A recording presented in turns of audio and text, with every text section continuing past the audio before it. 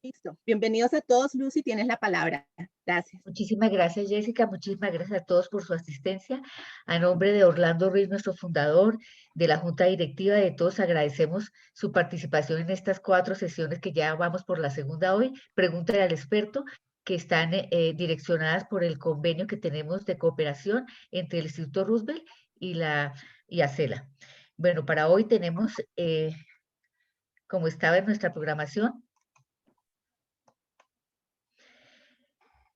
ayudas para disfagia, limitación para comer, salivación, alimentación, técnicas, terapias, gastrostomía, terapias especiales, a cargo de la doctora fisiatra Sandra Milena Castelar y la fonoaudióloga Lisa Carvajalino. Como saben, aquí está la programación para las 2 siguientes sesiones, para el lunes 3 de mayo y lunes 24 de mayo. Ya al final de esta sesión recordaremos los temas para estas 2 sesiones. Bueno, doctora Sandra Milena, empezamos con nuestra primera pregunta. ¿Qué es la disfagia? Buenas tardes a todos. Bueno, primero que todo, gracias a Cela por esta invitación y sobre todo por este conversatorio. Quiero aclarar que fue Acela quien hizo toda esta gestión, quienes tuvieron esta maravillosa idea y a mí me parece muy valioso y por eso les doy las gracias.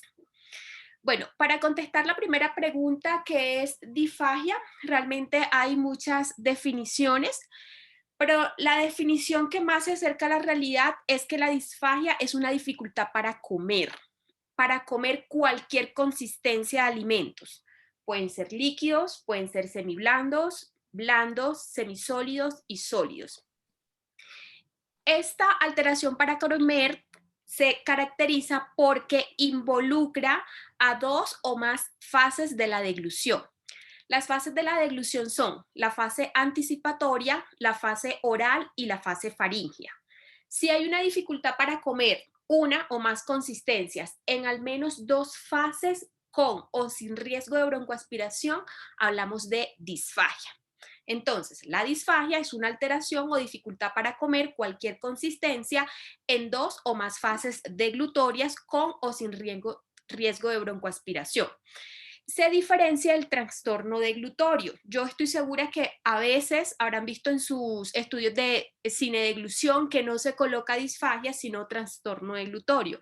El trastorno deglutorio es una alteración para comer, pero en una sola fase de la deglución y no hay riesgo de aspiración. Entonces, eso es lo que diferencia a una de la otra. Muchas gracias, doctora. Bueno, para nuestra invitada Lisa Carvajalino, la pregunta es, ¿qué terapias son más efectivas para ayudar a que el paciente pueda pasar mejor los alimentos? Buenas noches, me presento, mi nombre es Lisa Carvajalino, fonoaudióloga del Instituto Roosevelt. Agradezco la invitación a Lucy y a Jessica a participar de este conversatorio. Bueno, ¿qué terapias son más efectivas para ayudar a que el paciente pueda pasar mejor los alimentos? Lo primero es que debemos identificar cuáles son las dificultades o con qué alimentos me parece más difícil pasar. Dependiendo del alimento, existen varias estrategias, unas que son cambios posturales, que no, que lo que ayudan es a aumentar la dimensión de la faringe y a disminuir el riesgo de broncoaspiración sin, sin lograr que el paciente haga mucho más esfuerzo. Entonces existe mentón hacia abajo, que es cuando yo lo pego acá hacia el pecho, que disminuye la distancia entre la base de la lengua y la pared faríngea. Existe mentón hacia arriba, que hace que la comida caiga por gravedad, rotación de cabeza hacia un lado y rotación de cabeza hacia el otro. Entonces es importante que el paciente ubique el bolo en cavidad, es decir, ubique el alimento en la boca y al momento de deglutir haga este cambio postural. Existen también aumento de la sensibilidad intraoral, que es que el paciente empiece a comer comidas a varias temperaturas, calientes, fríos, con diversos sabores, haciendo siempre una presión en la lengua para aumentar la sensibilidad. Existen otras maniobras que nosotros llamamos maniobras o estrategias facilitadoras, que son estrategias o maniobras deglutorias, y lo que hacen es aumentar la propulsión del bolo hacia faringe, pero el paciente debe identificar que esto no le genere una fatiga. Entonces existe una maniobra que es que posiciono la lengua en la mitad de los dientes y trato de deglutir en esta posición. La otra es que el paciente ingiere el alimento, lo ubica en cavidad, toma aire, lo mantiene, lo deglute manteniendo el aire ahí y al finalizar de deglutir, tose. Existe otra que es la sujeción de la laringe, la subo, degluto, espero unos minutos y suelto para poder disminuir los residuos que quedan aquí.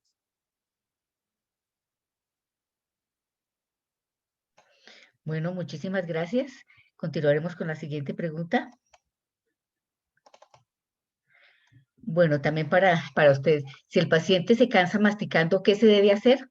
¿Algún ejercicio a cambiar texturas de los alimentos o cambiar texturas de alimentos?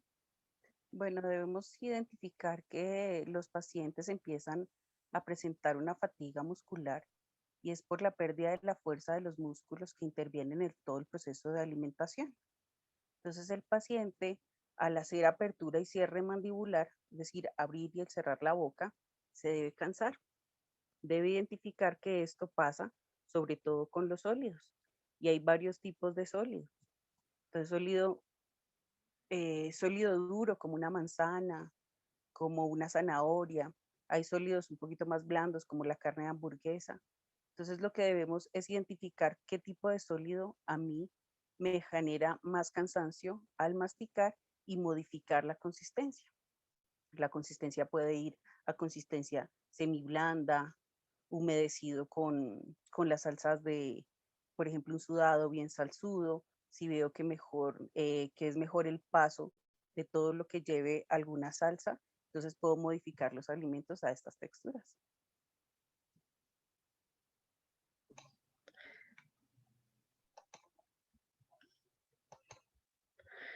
Bueno, doctora Sandra, a otra pregunta que tienen nuestros usuarios, ¿puede ser psicológico el que cuando una persona determinada se acerca al paciente al estar siendo alimentado, empieza a toser y mostrar señales de que quiere expulsar flemas? No, no, y no quiero que quede en el ambiente eso, de que si una persona está comiendo y tose porque llegó otra persona o no llegó, eso es psicológico. No, la tos eh, que siempre pasa al momento de comer es un signo de alarma y puede estar indicando que la persona está haciendo microaspiraciones. Entonces, si una persona comiendo comienza a toser y eso es repetitivo, bajo ninguna circunstancia pensemos que es psicológico, nunca le demos esa connotación, pensemos siempre que es un signo de alarma de disfagia y de disfagia severa que está produciendo aspiraciones y se le debe decir al equipo tratante o al médico tratante. No necesariamente la tos aparece enseguida comiendo inmediatamente tos, no. Puede aparecer incluso unos 20 minutos después, en un lapso hasta 20 minutos después, algunos hasta 30 de la alimentación, porque a veces quedan residuos en valléculas o en senos piriformes y luego se va a vía aérea y es lo que hace que aparezca la tos un tiempecito, incluso 20, 30 minutos después de comer. Entonces, si una persona comiendo o en un periodo corto después de la alimentación, unos 20 minutos, tose y es repetitivo y repetitivo, hay que pensar inmediatamente en que está haciendo broncoaspiraciones. También son otros signos de alarmas, además de la tos, el ahogo, o sea que comienza con dificultad para respirar siempre que come, o los cambios de voz. Come y de pronto comienza a hacer la voz un poco más baja, más baja, más baja, sienten que la intensidad de la voz está cambiando. También, además de la tos, son signos de alarma de aspiraciones.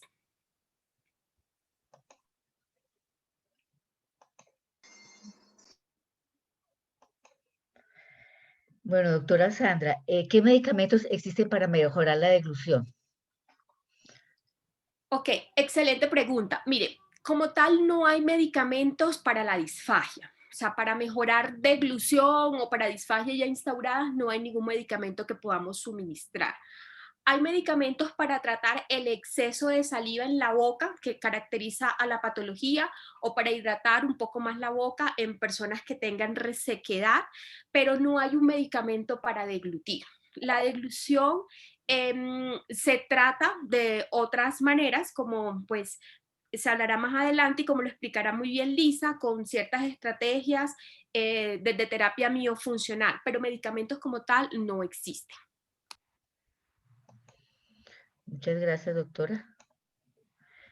Bueno, aquí hay otra pregunta. ¿Cómo evitar que la persona se atore y asfixie? Se quiso unir estas dos preguntas porque una tiene relación con la otra y por eso me voy a permitir nombrar las dos. ¿Y cuál es la mejor maniobra en caso de emergencia si llega a atragantarse? Bueno, como lo explicaba la doctora Sandra anteriormente, existen unos signos de alarma que nosotros decimos alteraciones en la seguridad al momento de alimentarnos. Es que yo presente tos, ahogo o cambios de voz. Esto me indica que algo se está yendo por mal camino, es decir, que posiblemente se esté yendo a la vía aérea. Es importante identificar con qué tipo de consistencia alimenticia me pasa esto. Si es al tomar agua, entonces el agua, el café, el té, el agua panela es un líquido claro. ¿Listo? Si me pasa al tomar yogur, al tomar kumis, entonces es un líquido un poco más espeso. Entonces debo identificar con qué me está pasando. Nos pasa comúnmente cuando se está alterando la deglución con este tipo de consistencia.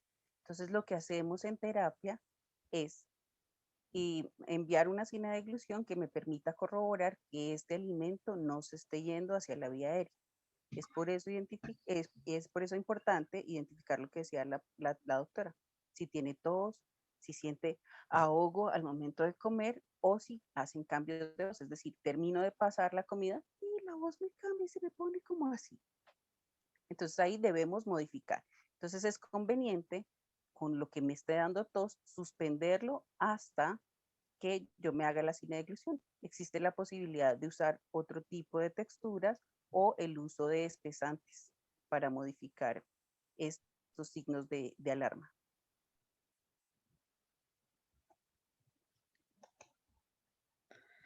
Muchas gracias. Bueno, para la doctora, ¿qué pasa si en algún momento tengo problemas con la deglución teniendo en cuenta que no quiero realizarme un tratamiento invasivo? Señora Lucy, se pasó la segunda pregunta. ¿Puede pasar? Discúlpeme, No te preocupes. discúlpeme. ¿Cuál es la mejor maniobra en caso de emergencia si llega a atragantarse? Discúlpeme, tiene toda razón, qué pena. Bueno, mire, me gusta mucho esa pregunta porque quisiera que ustedes realmente supieran manejar eso. Mire, la mejor manera o la maniobra que existe cuando una persona está atragantada y no puede expulsar el alimento es la maniobra de Heimlich.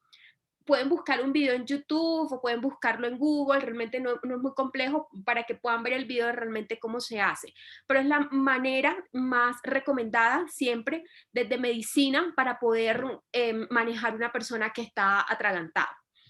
¿En qué consiste la maniobra de Heimlich? Una mano, el pulgar se coloca pegado a la palma, se cierra la mano, es decir, que queda como un puño, ¿listo?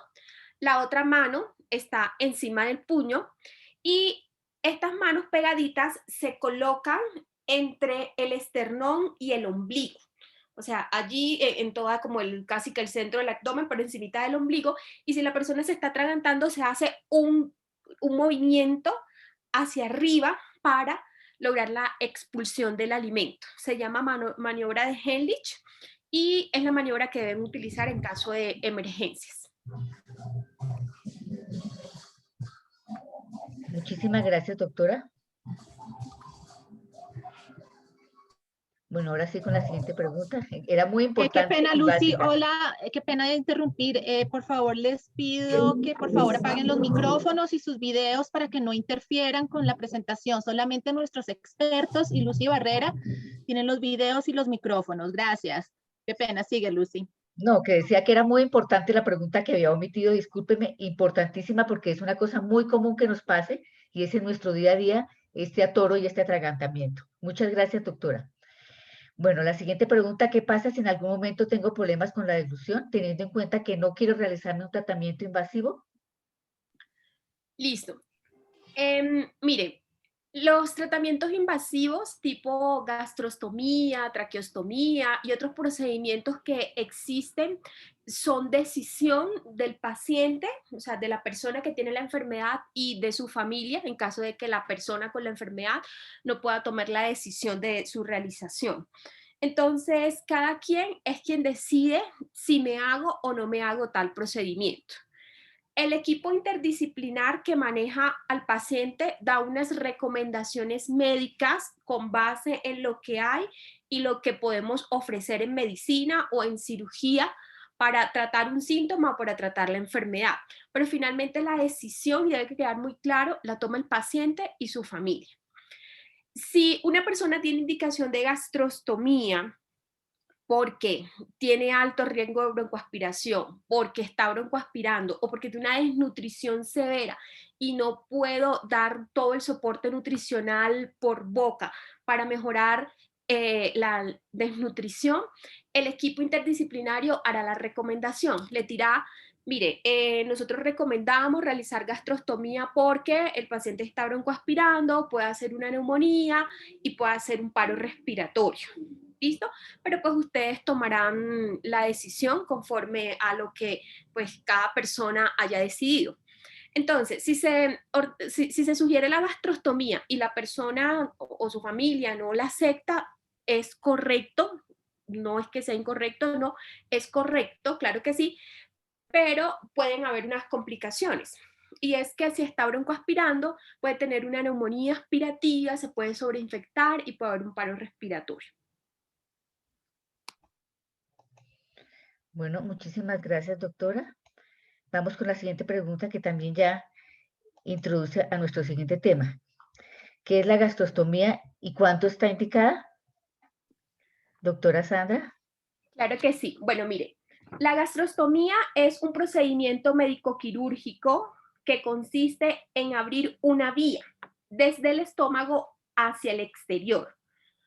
¿Para qué se hace esta vía? Puede ser para administrar nutrición, para administrar medicamentos, para administrar líquidos, sin necesidad de que estas sustancias pasen por boca.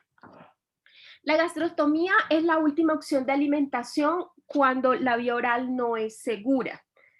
En ocasiones no necesariamente tiene que tener la persona toda la alimentación por la gastrostomía. Parte de la alimentación puede ser por boca y parte por la gastrostomía. Por ejemplo, cuando el paciente realmente no está broncoaspirando, no tiene riesgo de broncoaspiración, pero tiene una pérdida de peso importante. Entonces, definitivamente, ¿qué es la gastrostomía? Es un procedimiento médico-quirúrgico, abrimos vía de estómago hacia afuera y por allí aplicamos sustancias, medicamentos, líquidos, alimentos y no hay necesidad de que pase por boca. La siguiente pregunta, doctora, ¿hay otras alternativas diferentes a la gastrostomía? Sí, hay una alternativa que es la sonda nasogástrica, pero esa es una alternativa que es por poco tiempo, es un episodio agudo, es por el momento, no es una alternativa que podamos usar por tiempo indefinido o por mayor tiempo. Digamos que la indicación de poner una sonda nasogástrica cuando la hay por un episodio agudo es solo utilizar la sonda por 4 o máximo 6 semanas. Ya después de eso no se puede utilizar la sonda. Es por eso que pacientes crónicos no usamos sonda nasogástrica, no somos tendientes a eso. ¿Por qué? Porque la sonda no se puede utilizar por más de 4 o 6 semanas por el riesgo de infección, de fístulas, de ruptura de la sonda. Entonces, digamos que podría ser una opción, pero por muy poco tiempo. A diferencia de la gastrostomía, que es un procedimiento y que puede tener mucho tiempo la gastrostomía. Bueno, muchas gracias, doctora. Bueno, en esa misma línea, doctora, ¿cuál es la alimentación adecuada por sonda, frecuencia, cantidades, entre otros aspectos relacionados con esta alimentación por sonda? Bueno, por sonda de gastrostomía, quiero referirles una cosa porque nos pasa muy comúnmente y quiero que eso lo corrijamos. A veces cuando colocan la gastrostomía, solo se da alimentación de tipo soporte nutricional. Eso no es correcto. Una vez colocada la gastrostomía, se pueden dar y se deben dar alimentos. Entonces, no solo utilizar el Ensure o el ProWeight o el Glucerna, el soporte nutricional que haya ordenado la nutricionista o el neurólogo o el fisiatra o el médico, no. Además del soporte nutricional debe darse alimentación. Alimentación tipo sopas, licuados, algunos semiblandos incluso, o sea, alimentos. ¿Por qué? Porque los soportes nutricionales no tienen, digamos que todo el aporte calórico que requiere un paciente con ELA y tampoco son ricos en fibra. Entonces llega toda la parte del estreñimiento. Es por eso que si una persona tiene sonda de gastrostomía, por favor, dar los alimentos y el soporte nutricional que se haya ordenado. Ahora, ¿con qué frecuencia? Igual, como debemos hacerlo todos. Desayuno, medias nueves, almuerzo, medias tardes y cena. ¿Qué cantidad? La cantidad de cada persona de manera individual. O sea, es lo mismo como si lo hiciera por boca, pero solo que ahora la aplicación es directa a estómago. Digamos que cada persona se sacia con una cantidad de alimentos y va a sentir saciedad cuando se coloque la alimentación. ¿Qué es importante que quiero que sepan? Que no pasen por favor el alimento, es que a veces los veo porque llegan a la junta y dan la alimentación allí y pasan muy rápido el alimento, o sea, el émbolo de la jeringa la pasan súper rápido y no, tiene que ser lento, tiene que ser pausado para no llegar toda esa cantidad de alimento inmediatamente al estómago. Tómense su tiempo, háganlo pausadito para que luego no hayan complicaciones y disminuir el riesgo de tener reflujo, por ejemplo. Luego de que pasen el alimento, por favor, laven la manguera, laven el botón con unos 40 mililitros de agua. Siempre después de alimentos o medicamentos, porque pueden quedar residuos y si quedan residuos se tapona o puede comenzar la infección. También después de aplicar el alimento por la gastrostomía, por favor dejen al paciente sentado, no lo acuesten inmediatamente. ¿Por qué? Porque acostarlo disminuye el vaciamiento gástrico y aumenta el riesgo de tener reflujo gastroesofágico. Entonces, finalmente, el uso de la gastrostomía es muy parecido a la alimentación oral. Es la cantidad de alimento de cada persona, es la misma frecuencia, alimento más soporte nutricional, laven la manguera, paciente sentado. ¿Listo? Tampoco apliquen el alimento con el paciente acostado, porque pasa lo mismo, reflujo. Entonces, cuando van a dar alimento, por favor, pongan al paciente en una posición cómoda. Ahorita la pregunta de más adelante, o creo que ya lo respondió Lisa, que lo ideal es que el paciente realmente esté a 90 grados para el proceso de alimentación. Con relación al botón de gastrostomía, debe estar a unos 3 milímetros de la piel, o sea, no totalmente pegado a la piel para evitar zonas de presión o para que haya necrosis del tejido que queda allí alrededor. Entonces siempre queda un poquito despegadito de la piel. Veo mucho que colocan gasas debajo de la gastrostomía, no lo hagan, porque la gasa absorbe humedad y la humedad se queda allí. Y la humedad del disco, o sea, la humedad cuando ponen la gasa debajo del disco puede producir sobrecrecimiento bacteriano. Entonces hay que tener unos cuidados muy específicos, que a veces yo sé que no se explican, por eso quiero realmente decírselos acá.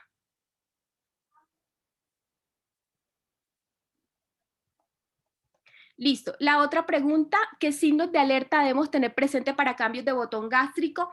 Miren, el botón hay que cambiarlo, o sea, no es que uno se lo colocan y de por vida anda con ese botón, no, hay que hacer cambio del botón. Los cambios son cada 6 meses, cada 12 meses, depende realmente del paciente, pero digamos que ningún botón debe demorar más de un año. La mayoría se están cambiando cada 6, cada 8 meses. ¿Listo? Algunos cirujanos lo dejan por un año cuando ya están adaptados, cuando no hay complicaciones. Entonces recuerde que se deben cambiar el botón. Que también deben recordar que se puede cambiar antes, claro que sí, se cambia antes si el paciente tiene signos de infección, tiene mal olor, tiene fiebre. Si se infecta el sitio, pues hay que cambiarlo antes. Gracias. O sea que los signos básicamente son los que están alrededor del estómago, los signos de alerta, el calor, Sí, y adicional a eso puede ser, por ejemplo, una fiebre de origen desconocido, no es infección de garganta, no es infección de vías respiratorias, no es infección urinaria, y el paciente tiene allí el botón, también puede ser un signo de infección. Muchas gracias, doctora. Nuestra siguiente pregunta, ¿cuándo puede durar un proceso de recuperación en desnutrición severa posterior a la gastrostomía y cómo se puede mejorar la condición del paciente en esta situación? Listo, eso depende de cada paciente. Digamos que cada persona es individual, unos se recuperan con relativa rapidez, otros demoran un poquito más, incluso hay pacientes que les cuesta mucho, demasiado recuperarse. Entonces no hay un estándar en que yo pueda decir, si le colocan gastrostomía a un paciente con desnutrición severa, al mes está recuperado, o a los 15 días, a los 2 meses, no. Eso dependerá de cada individuo. Además de cómo se haga el proceso de alimentación, si se hace de manera correcta, con las frecuencias adecuadas, con la aplicación adecuada y con el uso pues no solo del soporte nutricional, sino también de la alimentación. Entonces no hay una fecha en sí, depende de cada persona. ¿Cómo puede mejorar la condición del paciente en esta situación? Bueno, si un paciente tiene una desnutrición severa y se coloca la gastrostomía y se comienza a hacer el soporte nutricional por allí, sí hay mejoría, ¿vale? Sí puede haber mejoría porque si corrijo la desnutrición, eso se traduce en menos riesgo de infecciones, mejor cicatrización, mejor fatiga, digamos que el paciente se siente un poco más alentado, digámoslo así. Entonces sí hay mejoría en recuperarse de una desnutrición severa, claro que sí. Muchas gracias, doctora. Bueno, siguiente pregunta, ¿la gastrostomía mejora el aspecto de la salivación excesiva y es conveniente para alargar la vida del paciente? No, ¿vale? La gastrostomía no mejora la salivación. Digamos que no es que se produzca más saliva, es que la saliva se acumula porque hay una dificultad para deglutirla. Entonces, nosotros estamos deglutiendo salivas constantemente y no nos estamos dando cuenta, porque las glándulas salivales están produciendo salivas para mantener hidratada la boca, hacer toda la limpieza de los dientes, poder hidratar los alimentos, y nosotros no nos estamos dando cuenta y estamos pasando saliva. El problema del paciente con ELA es que puede tener esa dificultad para tragar la saliva. Entonces no es que esté produciendo gran cantidad de saliva, no, es que no la está deglutiendo, ¿vale?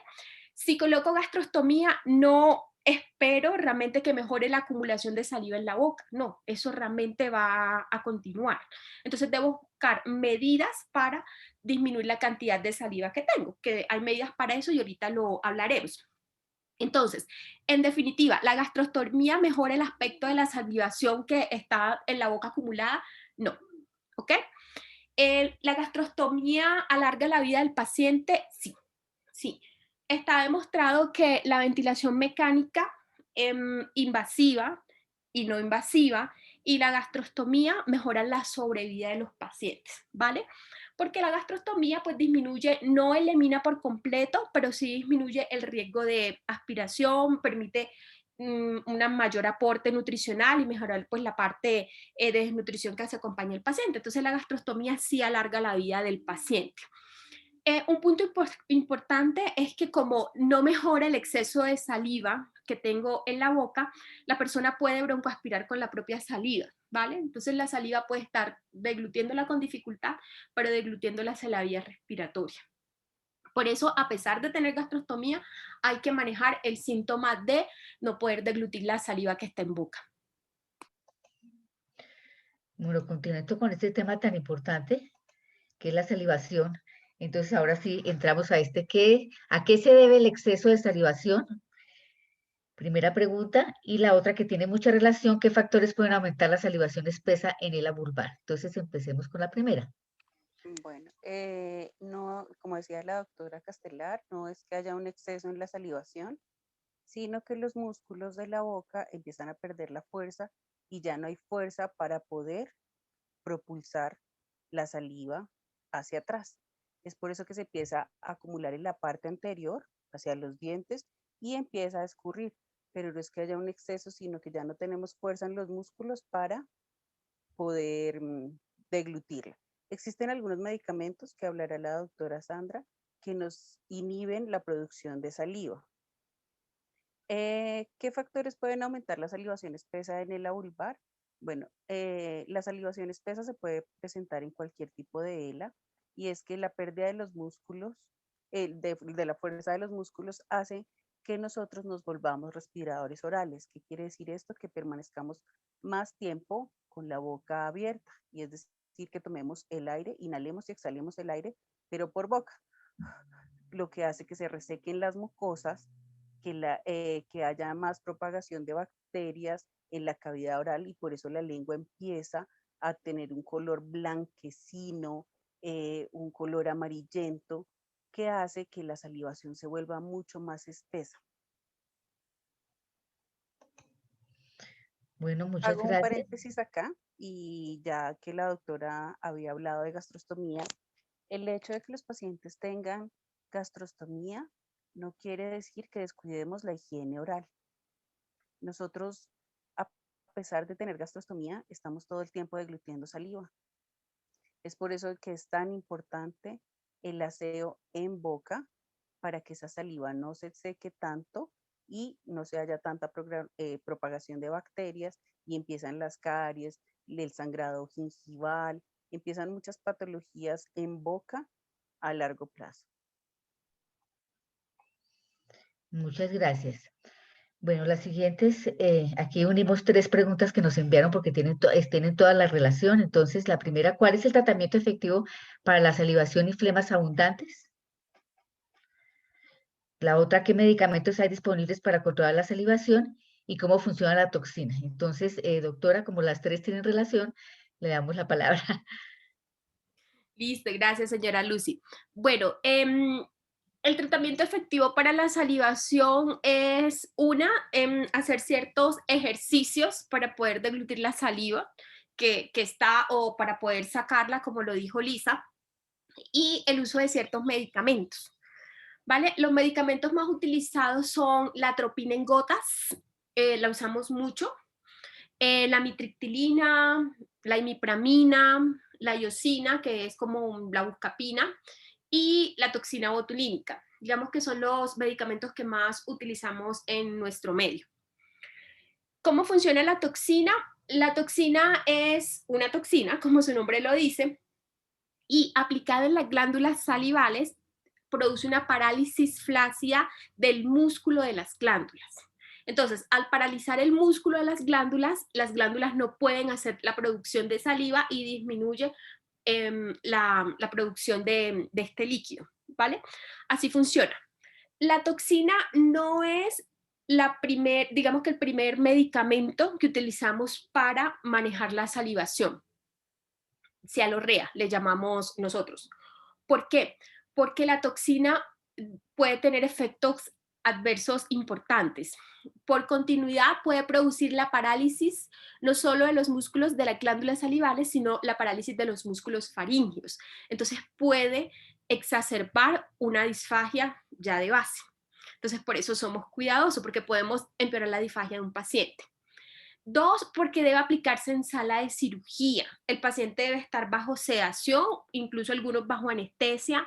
¿Por qué? Porque las glándulas, a usted le dan un pinchazo en la glándula y eso está muy inervado, inmediatamente se mueve, comienza a moverse y necesitamos que el paciente esté totalmente quieto para colocar el medicamento definitivamente en las glándulas. Y hay unas glándulas que son muy chiquitas y cualquier medio movimiento saca la aguja y no queda aplicado el medicamento donde debe quedar. Entonces, por eso debe hacerse con el paciente sedado, en algunos casos incluso anestesiados.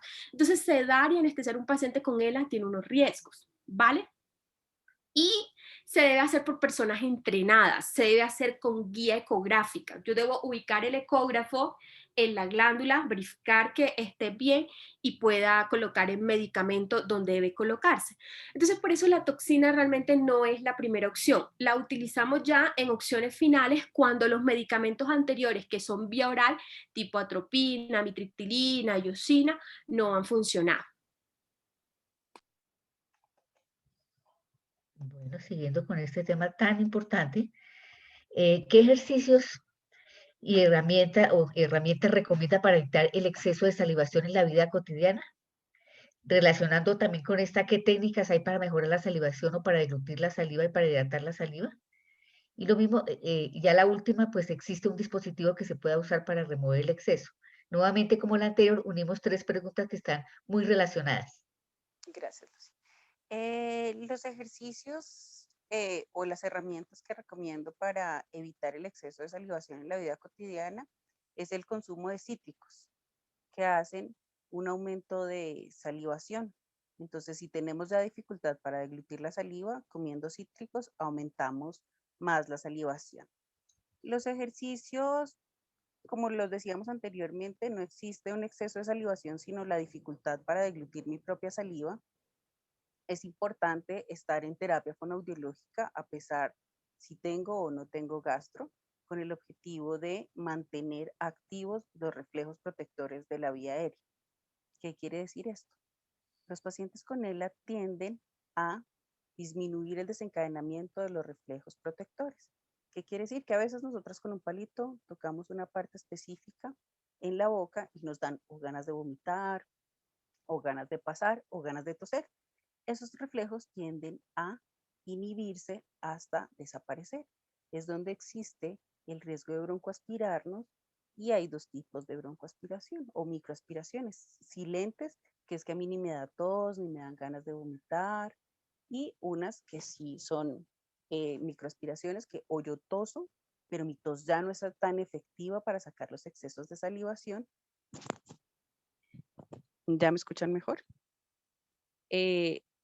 Existe o que mi tos ya no es tan efectivo para sacar los excesos que se van por mal camino, digámoslo así. Las maniobras que me ayudarán fue las que explicamos anteriormente a pasar, es la inclinación del mentón o la posición postural que más se adecue a mí. ¿Qué técnicas hay para mejorar la salivación, para deglutir la saliva y hidratar? Bueno, no hay forma de hidratar la saliva, sino que decíamos que esta se vuelve seca porque nos volvemos respiradores orales. Existe la posibilidad de, digamos, tomar un poco de agua o algún líquido para que me ayude a deglutir, pero si yo ya tengo dificultad en la deglución, yo recomiendo como fonoaudióloga que cuando la cavidad está muy llena de saliva, lo mejor es nosotros tener una toalla, un trapito, en donde escupamos la mayor cantidad de saliva y tratemos de deglutir el mínimo bolo posible. ¿Qué quiere decir? La mínima cantidad de saliva, con el objetivo de evitar un riesgo de broncoaspiración. La saliva, si podemos deglutir aún líquidos espesos, podemos, cuando te sentamos la boca muy seca, tomar jugos espesos que me ayuden a lubricar la cavidad. Otra cosa es que la boca se seca mucho cuando respiramos respiramos por la boca, y lo ideal también puede ser humedecer una gasa en agua, oprimirla bien y tratar de succionar para humedecer las mucosas. ¿Existe algún tipo de dispositivo que pueda yo usar para remover el exceso de saliva? Sí, existen succionadores portátiles, manuales o eléctricos, que vienen con un succionador, como cuando vamos a odontología. Se colocan, se colocan en cavidad, en la boca, y oprimimos un botoncito y ayuda a succionar el exceso de saliva o la saliva que no podemos pasar. Bueno, muchas gracias, doctora. Doctora Castelar, bueno, ¿qué alternativas existen para el manejo del BIPAP con mascarilla facial cuando se tiene problemas severos de salivación? Listo. Esto pasa muy seguido. Realmente los pacientes nos refieren que salivan mucho, que por eso no se adaptan a la máscara, todo eso. La mejor alternativa es manejar la salivación, es manejar la cialorrea con los medicamentos que refería anteriormente. Es lo primero que pensamos, ¿vale? Pues cuando ya no se puede y nada funciona o no se adapta a la máscara de BiPAP por otras circunstancias que incluso no son salivación, se pueden utilizar otras alternativas de máscara. Una de ellas son las olivas nasales, que se usan, que no es toda la máscara facial, sino que está concentrada más que todo en la nariz. Entonces eso puede ayudar un poco cuando hay un problema de adaptación de máscara, por salivación o por otra razón. Muchas gracias.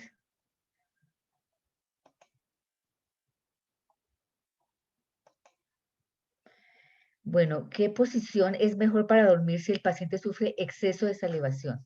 Siempre hablamos de exceso porque ya nos han explicado, pero lo sentimos como exceso. No se preocupe, yo entiendo. Listo. Lo mejor, realmente la mejor posición es dormir a 45 grados. Es decir, no dormir a 90 grados, a 180 grados como dormimos, totalmente acostados, sino que dormir un poco inclinados. No a 90 como estoy sentada yo, sino a 45. Lo que pasa es que esa posición es incómoda, ¿no? Nosotros no estamos acostumbrados, o por lo menos yo, a dormir a 45 grados. Entonces, cuando uno le cambian la posición de dormir que ha adaptado toda la vida, eso no es tan sencillo, uno se siente incómodo, no duerme bien, pero bueno, realmente esa es la mejor opción, dormir a unos 45 grados y se mantiene la posición colocando almohadas laterales, colocando de pronto una almohada especial tipo rampa para que la persona pueda mantener la posición. Si definitivamente no hay adaptación a la posición de dormir a 45 grados y no a 180 como lo hacemos, se puede dormir, no es la ideal, pero pues una alternativa es dormir de medio lado, porque la saliva va escurriendo. Entonces, digamos, no es que sean lo mejor y que pueda tragarla, sino que pues la persona la escurre.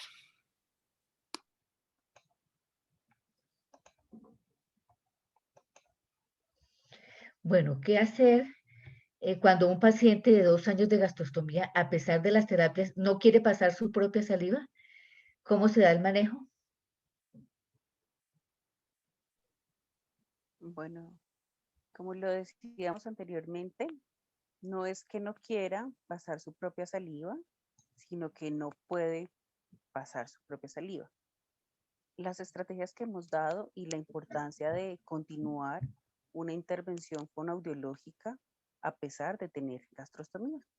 Sabemos que ya nos alimentamos por otra vía que no es la oral, pero todo el tiempo estamos produciendo saliva. Para la saliva no hay ninguna forma de quitar la producción de saliva, sino que debemos tratar de manejar estos fluidos propios en boca.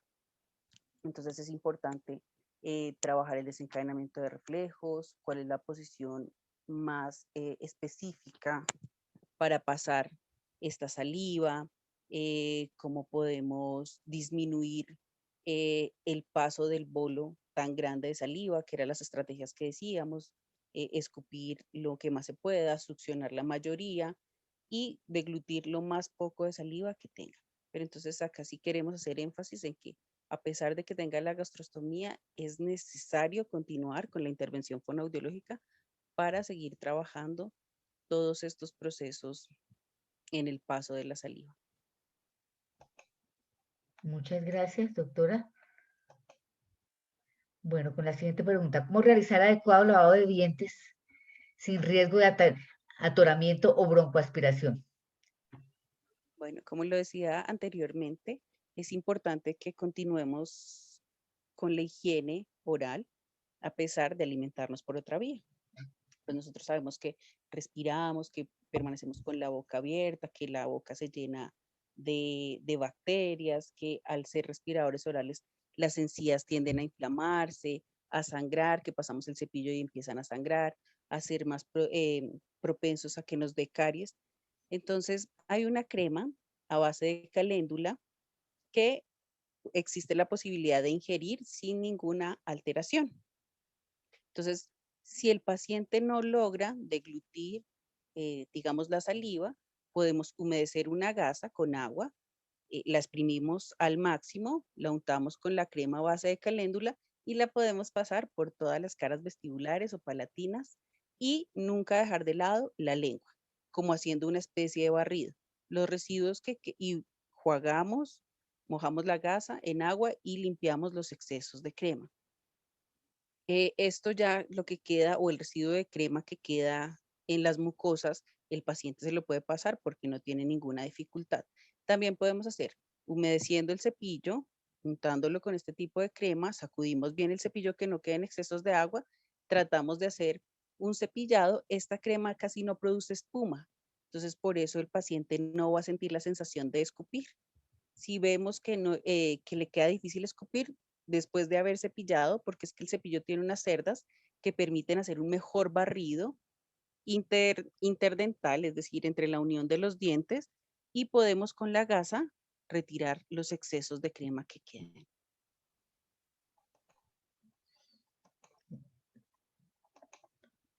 Bueno, muchas gracias. Esta es la siguiente pregunta que está también relacionada con es, doctora, ¿cómo hacer para disminuir la producción de flemas?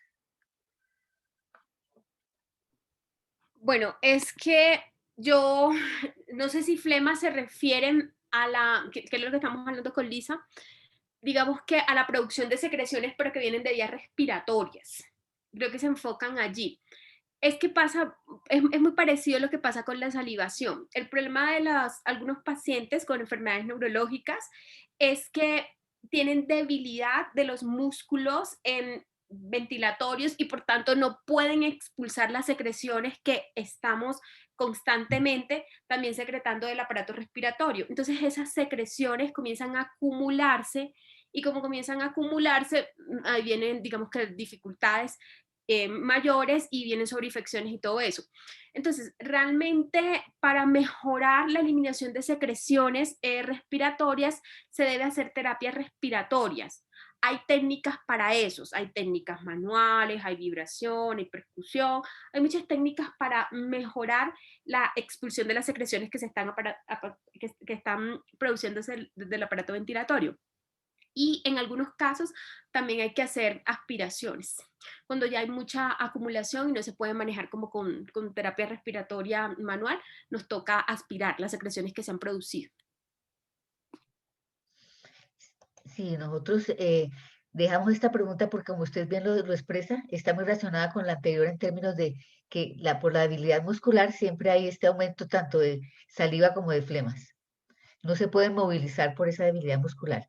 Bueno, con esto pues ya dimos respuesta a lo que nos enviaron. En nuestro día a día, yo creo que estos conversatorios, como lo nombramos, nos envían nuestras preguntas. Textualmente nosotros lo que hacemos es enviárselas a ustedes y muchísimas gracias, doctoras, por lo que hoy nos respondieron. Yo creo que nos quedan como unos 5 minutos. Yo le doy la palabra a Jessica para ver si existen preguntas que logramos en 5 minutos contestar, pero antes pues los invito a la siguiente sesión. Esperamos sus preguntas, que es inmovilidad progresiva, terapia física ocupacional, dispositivos y equipos de ayuda, que estará a cargo de la doctora María Consuelo Salcedo y la fisioterapeuta Andrea Aremos, también del Instituto Ruth. Gracias, Lucy, y muchísimas gracias a la doctora Castelaria Lina, nuestra fonoaudióloga. Una gran cantidad de información súper importante. Sí tenemos algunas preguntas que sí vale la pena, algunas es para recalcar, ya que temas que ya cubrieron y unas adicionales en complemento a la información que nos dieron. La primera es si es normal sentir la saliva espesa, gruesa al pasar. Sí, es normal. Como lo explicábamos, los músculos pierden la fuerza y la mandíbula tiende a estar abierta y los labios entreabiertos todo el tiempo. Es por eso que la saliva empieza a secarse, a volverse blanquecina, pegajosa, y por eso existe la ayuda de o humedecer una gasa para lubricar y retirar este exceso, o tomar algún tipo de líquido si se puede, que me ayude a lubricar la boca. Lo que pasa es que cuando nosotros nos volvemos respiradores orales, nos empezamos a deshidratar, por eso la saliva o el indicio de la saliva seca es algo que nos está diciendo que nos falta hidratación o debemos tomar algún líquido, o los pacientes a veces sienten miedo de pasar o de consumir algún líquido porque se atoran. Es por esto que esto también nos lleva a otra cosa que es la deshidratación. Excelente, gracias. También nos preguntan ¿qué produce colocar la gasa alrededor del botón gástrico? La doctora Castellano dijo que no era recomendable, pero ¿cuál es el instinto que causa querer ponerle la gasa? Pienso que es como siempre se deja un poquito retirado el botón de la piel, colocan la gasita allí, creo que como para sellar tal vez, y debajo del disco ponen la gasa. Pero como le referí, no es recomendable. No es recomendable porque se conserva humedad y entonces viene sobreinfección. Esa es la situación. Gracias, doctora. ¿En qué momento se recomienda la gastrostomía? ¿En qué punto el paciente o el familiar debe comenzar a abordar ese tema o considerarlo? Bueno, Dale, tranquila. Bueno, miren, lo de la consideración, nosotros no es la primera vez que viene el paciente a la junta, casi nunca lo referimos, a veces sí dependiendo de la familia, porque sé que cuando se le dice a una persona y a sus familiares tiene ELA y le explicamos por qué y ahora vamos a seguir estos pasos y estos pasos es mucha información y eso puede ser confuso, ¿vale? A veces no lo hacemos en la primera junta, pero sí lo hacemos más adelante y ustedes notarán que se les hacen preguntas de que en estos momentos no hay indicación de realizar un procedimiento invasivo como gastrostomía, traqueostomía, pero tal vez más adelante exista indicación. Queremos que vayan pensando, que lo hablen en familia, de qué piensan acerca de procedimientos invasivos. ¿Para qué? Para que cuando llegue el momento ya no los tome tan sorpresa, sino que ya lo hayan dialogado y sobre todo cuando lleguen a un servicio de urgencia por una infección o por un episodio agudo y les pregunten, pues ya lo hayan contemplado y eso no sea así como sorpresa. Entonces, el momento de hablar de gastrostomía y traqueostomía para nosotros es antes de que exista una indicación. La doctora Marta es muy incisiva con eso, de que hablemoslo antes, de que expliquemos al paciente, para que cuando llegue el momento no sea como traumático. Entonces, lo que les quiero decir es que muchos de ustedes, o a muchos se les hablará de gastrostomía y traqueostomía antes de que haya una indicación precisa. ¿Listo? Es con el fin de que lo vayan contemplando si se requiere. Con relación a las indicaciones en sí, hay varias indicaciones, pero la mayor indicación es que hay un alto riesgo de broncoaspiración o que exista broncoaspiración. ¿Por qué? Porque cuando una persona está broncoaspirando, hay riesgo de que se sobreinfecte y hay riesgo de que, si es por ejemplo con alimentos sólidos, que no pueda expulsar y que tapen realmente la vía respiratoria y el paciente se quede sin oxígeno y haga un paro respiratorio. Entonces, cuando el paciente está broncoaspirando, tiene riesgo, nosotros referimos. Hay indicación para gastrostomía, vamos a ver qué lo han pensado y vamos a mandarlo al gastroenterólogo, digamos que es la indicación mayor. Hay otras indicaciones como por ejemplo una desnutrición severa, que fue una de las preguntas que se hicieron. Cuando la desnutrición es severa y la alimentación, digamos que no está broncoaspirando y no hay riesgo, pero hay una disfagia y por lo tanto no hay un proceso alimentario, digamos que normal y eficiente, no contempla, no se va a corregir la desnutrición severa solo con alimentación oral, considerando que hay estas dificultades para la alimentación oral. Entonces, esa es también otra de las indicaciones para gastrostomía. Muchísimas gracias, doctora Castelar. Doctora Peña, veo que levantó la mano. ¿Quiere agregar algo? Sí, buenas noches a todos. Hola, Gracias, doctora. Jessica. Hola. Una cosa muy pequeña, que en 16 años a veces lo que pienso con las personas con ELA y pensándome a mí misma, a veces yo digo, si yo tuviera ELA, de las cosas que me haría rápido sería la gastrostomía. porque sé que va a mejorar mi calidad de vida, la de mi familia y va a mejorar mi pronóstico. Tal vez otros procedimientos lo pensaría 2 veces, pero en la medida que ha pasado el tiempo, en 16 años, le tengo una confianza inmensa a la gastrostomía de las ganancias. Gracias, doctora Carvajalino y doctora Sandra. No era más, gracias. Gracias, doctora Peña. Tenemos tiempo para un par más de preguntas que tengo aquí separadas. La otra es si la gastrostomía le duele cuando se le hace al paciente. Bueno, se utiliza anestésico, se hace una sedación, la mayoría de los casos, pero pues todo procedimiento puede tener dolor, realmente, porque, bueno, primero el dolor es subjetivo, ¿no? Cada persona lo vive diferente. Lo que puede ser muy doloroso para mí no es tan doloroso para otra persona. Pero a nivel general, ¿puede que duela? Sí, porque es que es un procedimiento. Te están haciendo, digamos que una abertura en la piel, se lleva una manguera, se abre el estómago, allí se lleva. Entonces sí puede producir dolor. Se dan medicamentos para contrarrestar el dolor. Gracias, doctora. Y también mientras estamos con el tema de la gastro, ya sé que se mencionó que se recomienda el botón más o menos entre 6 y 8, 12 meses, pero ¿hay algún tipo de signo que de alerta para saber cuándo hay que hacer el cambio, como filtraciones o otro tipo de señales para saber, ok, es hora de cambiar la sonda?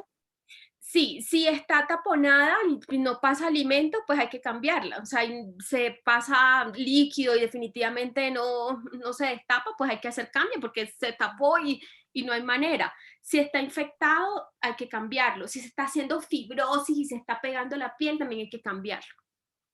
Excelente, gracias. 2 preguntas más que tengo aquí ya y podemos ir a tener la cena. ¿Dónde se consigue y cómo se llama la crema de caléndula para el lavado de los dientes, doctora Lina? Existen muchísimas cremas de caléndula en el mercado, sobre todo en tiendas naturistas, pero hay una que es de fácil acceso y que la pueden conseguir en cualquier almacén de cadena, que se llama Phyto Kids. Es una crema que se utiliza en la etapa inicial de los niños, pero que a los pacientes con ELA les sirve mucho para la limpieza de la dentadura. Viene una foca y se llama Phyto Kids. Listo. Ay, Lisa, ¿nos puede hacer el favor y nos lo puede escribir en el chat para saber exactamente cómo es? Gracias. Y la última pregunta que tenemos tiempo para hoy es, preguntan si los lácteos generan mayor salivación. Sí, señora. Sí.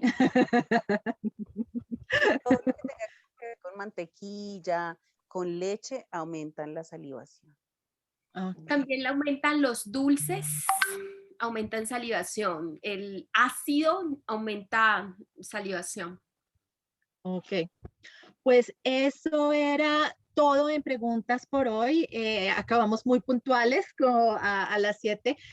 A la doctora Castelar, a Lisa Carvajalino, muchísimas gracias por toda esta información que nos compartieron hoy. Eran hartas preguntas, pero de un valor que no tiene precio. Entonces, muchísimas gracias. Y a todos ustedes también muchísimas gracias por atender la sesión de hoy y anoten en su agenda, les enviaremos la invitación para la sesión del 3 de mayo, que será sobre inmovilidad progresiva, terapia física, ocupacional, dispositivos y equipos de ayuda. Muchísimas gracias, doctores. A todos y espero que haya sido de gran ayuda. Y lo que necesiten, pues en el Instituto Roosevelt nos pueden contactar y colaborarles en lo que necesiten. Excelente. No, muchísimas gracias. Feliz noche a todos. Feliz noche, gracias, descansen. Muchas gracias. Esperamos a todas sus preguntas para la próxima sesión. Gracias a todos nuevamente. Gracias, feliz noche.